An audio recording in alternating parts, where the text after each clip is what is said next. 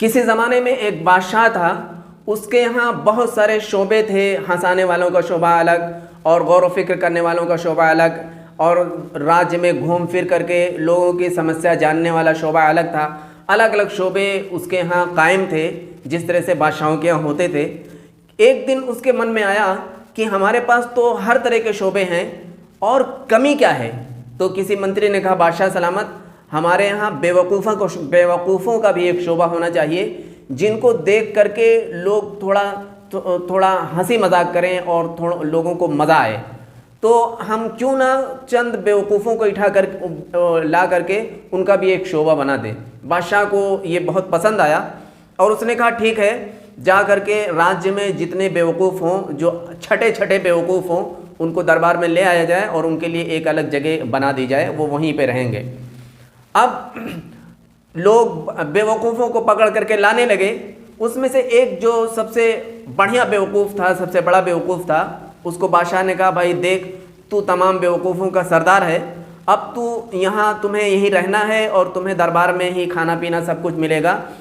अब सरदार से कह दिया कि तुम एक काम करो, अपने जितने साथी हैं, जितने बेवकूफ़ हैं, उनकी लिस्ट बनाओ और जो सबसे ज़्यादा बेवकूफ़ तुम्हें नज़र आए उसका नाम सबसे ऊपर रखना। वो बेवकूफ़ जिसको बादशाह ने सरदार बनाया था, उसने लिस्ट बनाना शुरू कर दिया। एक काफ़ी अरसा गुजर गया, बादशाह ने उसको बुलाया, भाई तेरी लिस्ट पूरी हुई, हमें लिस्ट दिखाओ। कहने लगा, बादशाह सलामत, बस एक काम बाकी है, वो पूरा हो जाए, फिर उसके बाद आपको लिस्ट दिखा देता हूँ। जब भी बादशाह पूछता तो वो यही कहता कि बादशाह सलामत, बस उसकी नंबरिंग करना बाकी है, कुछ ना कुछ वो कहता रहता। बहरहाल करते करते काफ़ी अरसा बीत गया, बादशाह बीमार रहने लगा और उसकी बीमारी बढ़ती चली गई, यहाँ तक कि डॉक्टरों ने और हकीमों ने जवाब दे दिया। ये हुआ कि अब बादशाह का आखिरी वक्त है। लोग उस बादशाह को देखने आने लगे, बड़े बड़े दूसरे मुल्कों के लोग और बड़े बड़े मंत्री, वो सब उसकी इयादत करने के लिए आने लगे। वो ये बेवकूफ़ हैरान रहेगा कि आखिर क्या माजरा है।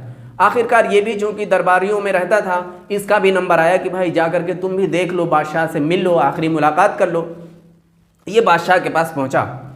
उसने कहा, बादशाह सलामत, ये मैं समझ नहीं पा रहा हूँ कि लोग आपको आ रहे हैं, देखने आ रहे हैं, आप पड़े हैं यहाँ लेटे हुए हैं, माजरा क्या है।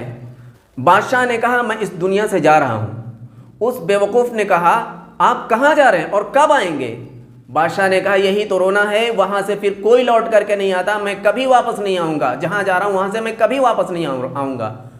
तो उस बेवकूफ़ ने कहा, बादशाह सलाम, आपको कभी वापस नहीं आना है। कहा, नहीं, कभी वापस नहीं आना है। तब फिर उसने दिमाग लगाया, कहने लगा, तब तो आपने जहाँ आप जा रहे हैं वहाँ से आपको कभी वापस नहीं आना है, तो आपने वहाँ इससे बड़ा महल तैयार किया होगा, इससे ज़्यादा नौकर चाकर वहाँ होंगे, इससे ज़्यादा मालो दौलत वहाँ इकट्ठा किया होगा, तब तो आना आप वहाँ से कभी नहीं आएंगे। बादशाह रोने लगा। कहा, मेरे दोस्त, यही तो परेशानी है कि मैंने वहाँ के लिए कुछ भी नहीं किया। उस बेवकूफ़ ने अपने जेब से फ़ौरन वो लिस्ट निकाली और कहा, पहला नंबर पे बादशाह का नाम लिखा। कहा, बादशाह सलामत, अब आज वो लिस्ट कंप्लीट हो गई और सामने रख दिया और उस पे पहला नंबर बादशाह का नाम लिख दिया कि पहले नंबर की बेवकूफ़ आप हैं। तो नाजरीन, हम अल्लाह के रास्ते में सदका ना करके, अपने माल से अपने ऊपर खर्च ना करके या अपने लिए बैलेंस ना करके, हम दुनिया के सबसे बड़े बेवकूफ़ बन जाते हैं।